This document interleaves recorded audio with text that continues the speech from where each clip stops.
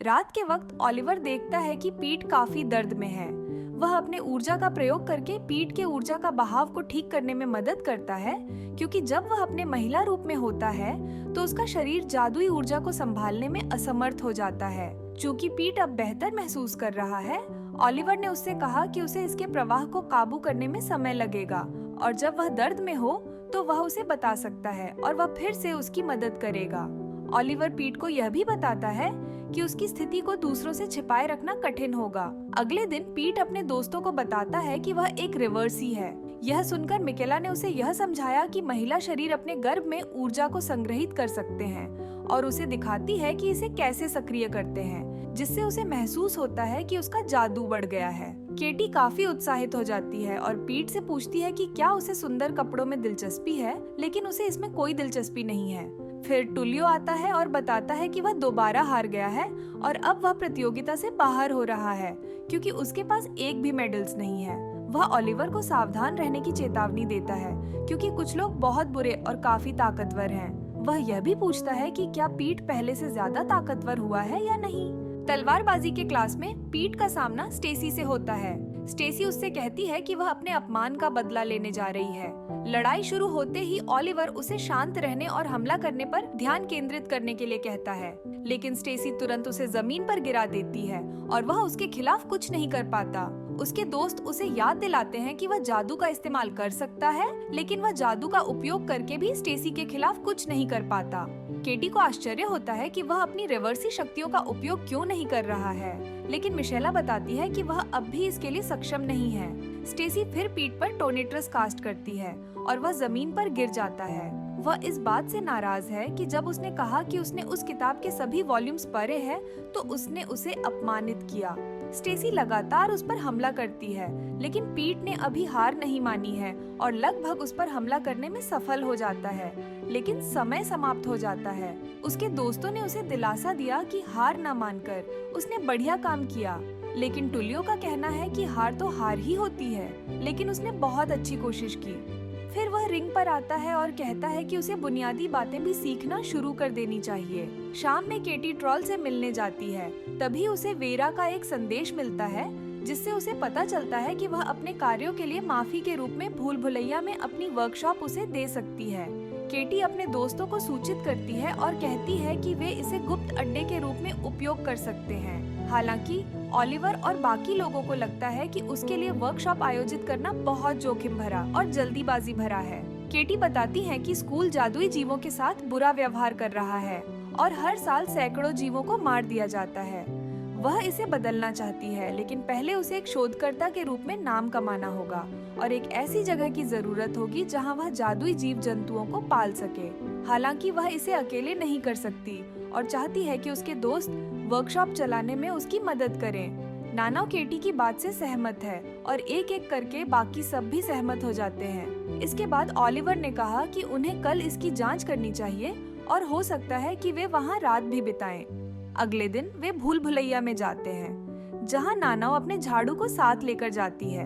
अपने रास्ते में केटी को गोल चूहों का झुंड दिखाई पड़ता है, लेकिन गाय उसे रोकता है। गाय को लगता है कि वे बहुत सारे जादुई जीवों का सामना कर रहे हैं और उन्हें लगता है कि केटी ने यह रास्ता जानबूझकर चुना है, लेकिन वह ऐसा व्यवहार करती है जैसे वह कुछ भी नहीं जानती है। वे एक ऐसी जगह पर पहुंच जाते हैं जहां केटी बताती है कि यह थोड़ा खतरनाक हो सकता है और एक गेंद फेंकती है, जिससे पता चलता है कि यह रास्ता बो शेल्स से भरी हुई है। वह बताती है कि उनकी कांटें उन्हें मार नहीं सकती, लेकिन इससे उन्हें थोड़ी चोट लग सकती है। फिर वह विशेष धूप का उपयोग करती है, यह कहते हुए कि इससे उन्हें तुरंत नींद आ जाएगी। तभी नानाओं को लगता है कि पीछे से कुछ आ रहा है और उन्हें लगता है कि यह एक जाल है।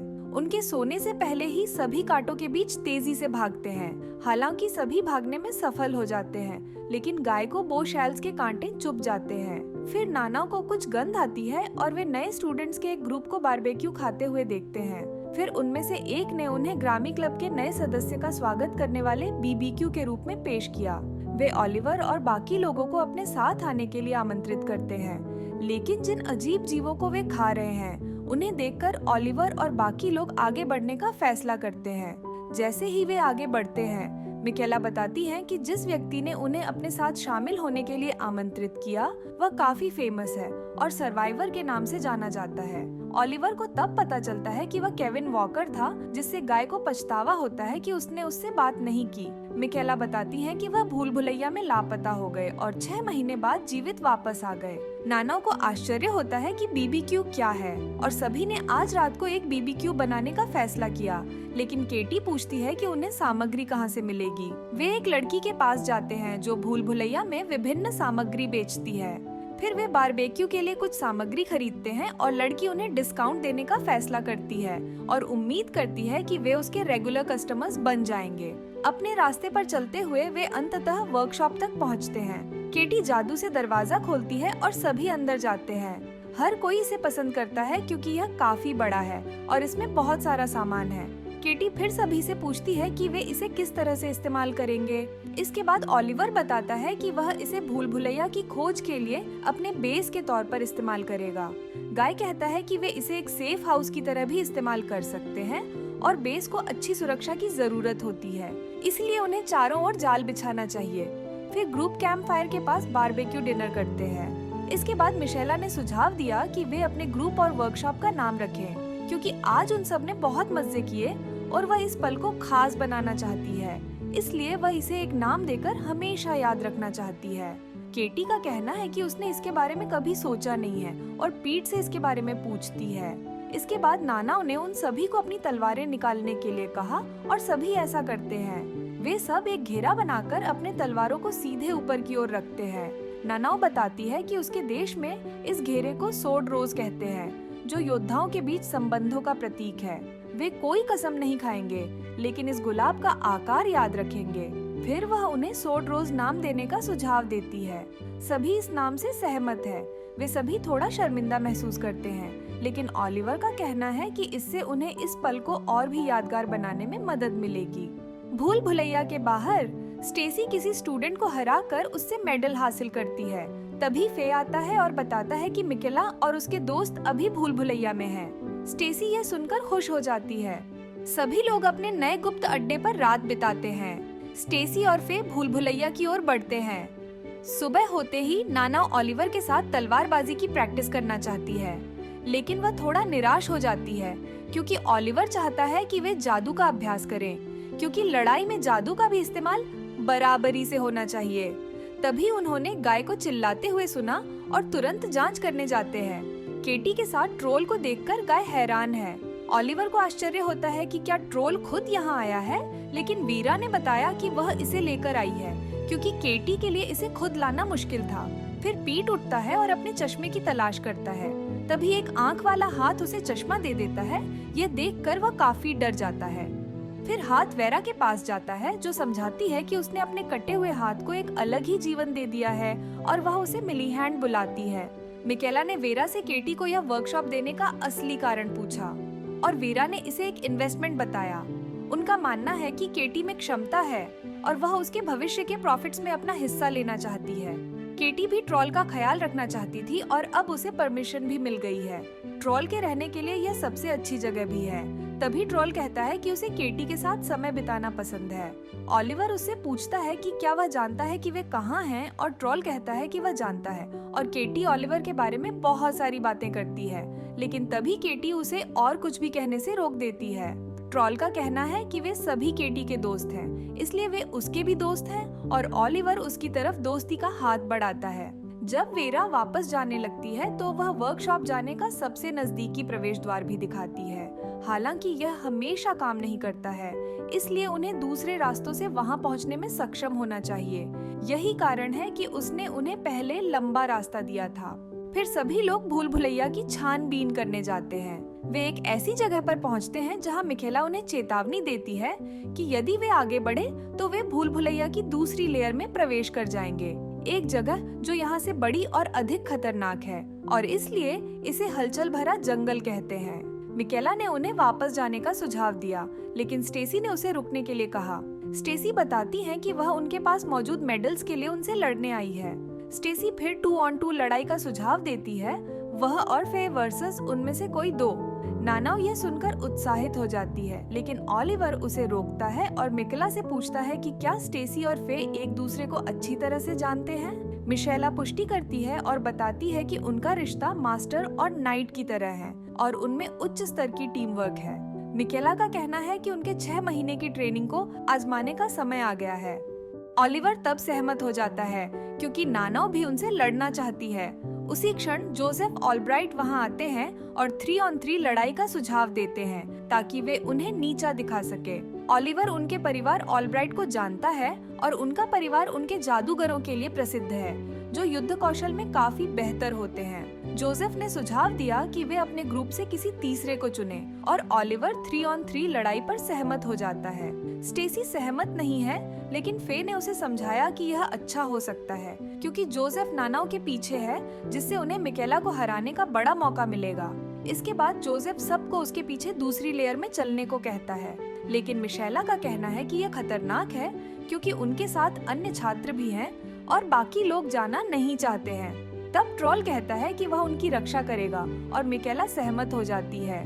वे एक खुले जंगल में जाते हैं और जोसेफ पूछते हैं कि क्या वे अपने घातक विरोधी मंत्रों को आधी ताकत पर रखने के लिए सहमत हैं, और वे सभी सहमत हो जाते हैं। स्टेसी जोसेफ से कहती है कि अगर उसने उन्हें धोखा दिया तो उसे इसका बहुत पछतावा होगा, लेकिन जोसेफ समझाता है कि उसे केवल नानाओ से लड़ने में दिलचस्पी है और उसे उनकी परवाह नहीं है और उनकी मदद करने का भी कोई इरादा नहीं है।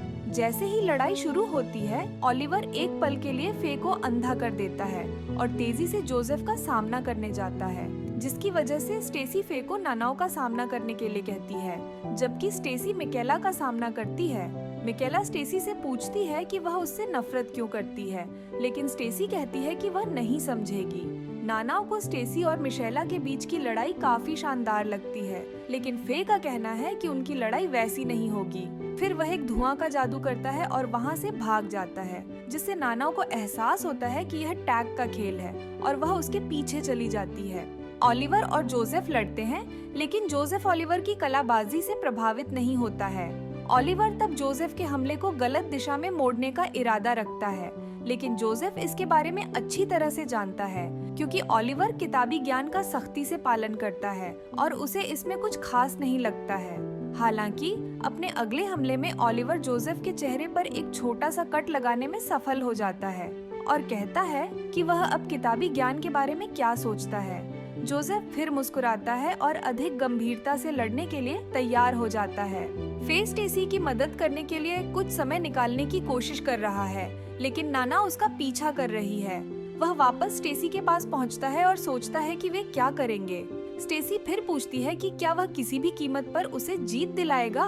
फिर फे को याद आता है कि कैसे स्टेसी ने उसकी जान बचाई और अपनों की तरह उसका ख्याल रखा। फे स्टेसी को बताता है कि वह उसका गार्ड डॉग है और वह उसे ऑर्डर दे सकती है।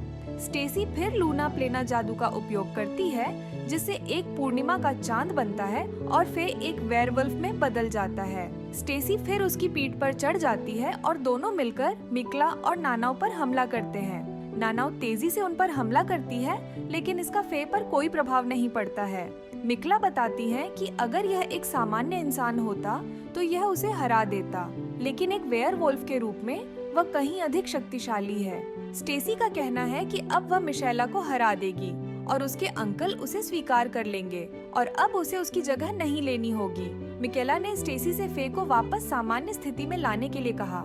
चूँकि उसे स्कूल में दाखिला लेने की अनुमति है, इसका मतलब है कि वह प्योर ब्लडेड वेयरवुल्फ नहीं है। हाफ वेयरवुल्फ के रूप में उनमें कई अक्षमताएं हैं, जिनमें से एक अविश्वसनीय दर्द है जो वे ट्रांसफॉर्म होने पर महसूस करते हैं। वह सोचती है कि स्टेसी एक साधारण लड़ाई के लिए अपने साथी को क्यों कष्ट दे रही है। स्टेसी अपने अतीत को याद करती है और बताती है कि कैसे उसे इतना प्यार नहीं किया गया क्योंकि उसके पिता उसके असली पिता नहीं हैं। वह मिकला से कहती है कि उसके पास सब कुछ है, इसलिए वह उनके बारे में कुछ नहीं जानती। स्टेसी और फे फिर से हमला करते हैं, लेकिन नाना ने हमले को रोक दिया। वह मिकेला से कहती है कि वे अपना सब कुछ लगा रहे हैं और शुरू से ही दर्द के लिए तैयार हैं और अपनी पूरी ताकत से भी उनका सामना करना मुश्किल होगा। मिकेला सहमत है और कहती है कि वह स्टेसी से फे को वापस सामान्य करने के लिए नहीं कहेगी क्योंकि यह लड़ाई अधिक समय तक नहीं चलेगी। इस वीडियो का अगला पार्ट देखने के लिए डिस्क्रिप्शन में दी गई लिंक पर क्लिक करें। वीडियो देखने के लिए आप सभी का धन्यवाद। अगर आपको यह वीडियो पसंद आया है तो वीडियो को लाइक और शेयर करें और ऐसी वीडियोस देखने के लिए मेरे चैनल को सब्सक्राइब करें।